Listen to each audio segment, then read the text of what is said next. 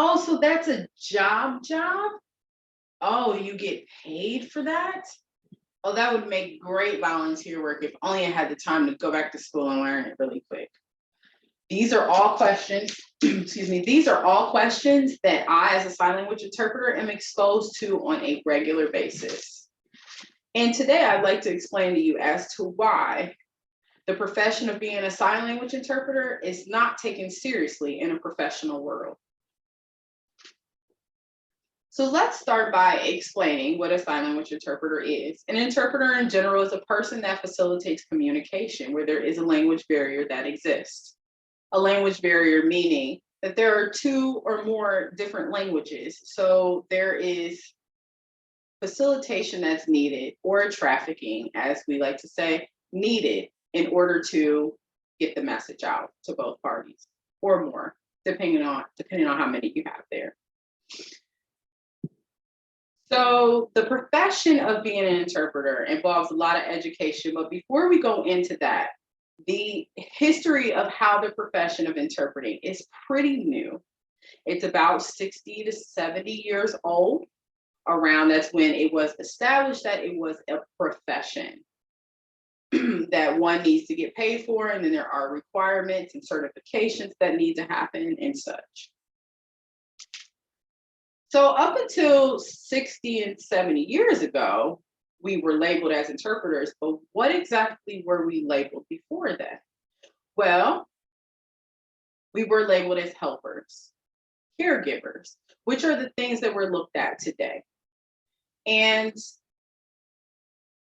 it's quite common that I'm asked a lot of caregiver questions when it comes to the client. And just to let you all know, a deaf person is very independent and just as capable as a hearing person. I'm not helping a deaf person at all. I am assisting in facilitating communication, facilitating, that equal access and communication. That's it, and that's all. They are just as independent as hearing people. I understand there may be a misconception, but I'm here to tell you, don't misconceive, because that's not the case. I do not help, I assist, I facilitate, but I do not help, they do not need help. With that being said, when you take the title of being an interpreter away, and we go travel back about 80 years, right before it becomes a profession, then you would wonder, well, who were interpreters? Because deaf people needed to communicate, right? Which you're absolutely correct. So there were family members like CODAs, which are children of deaf adults, and that is their parent, one or more parent is labeled deaf, and the child is hearing. You have SODAs, which are siblings of deaf adults, which means you are, or there is a sibling that is hearing, and then there is a sibling that is labeled deaf. Then you have your good old church folks, the people with the great hearts that do things because they are called to do them, and that's where their heart is. Those are typically the groups that these people fit in prior to the profession being set up and labeled as interpreters.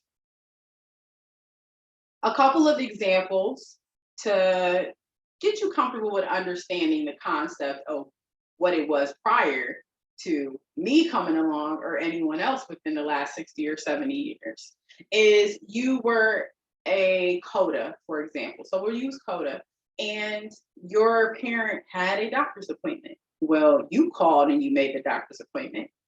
You went into the doctor's appointment with your parent. You talked to the doctor.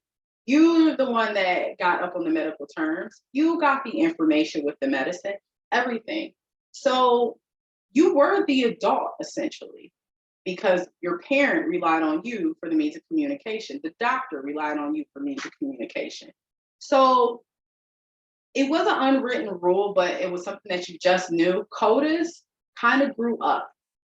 CODAs grew up a little faster than the rest of everyone else because they took on the adult duties at an earlier age. Then if you're a SODA, same thing. If you're sitting there and your mom is taking care of your sibling's business, you're going to interpret everything that's going on. Little Johnny wants to know what mom is saying to the doctor. You're going to interpret that.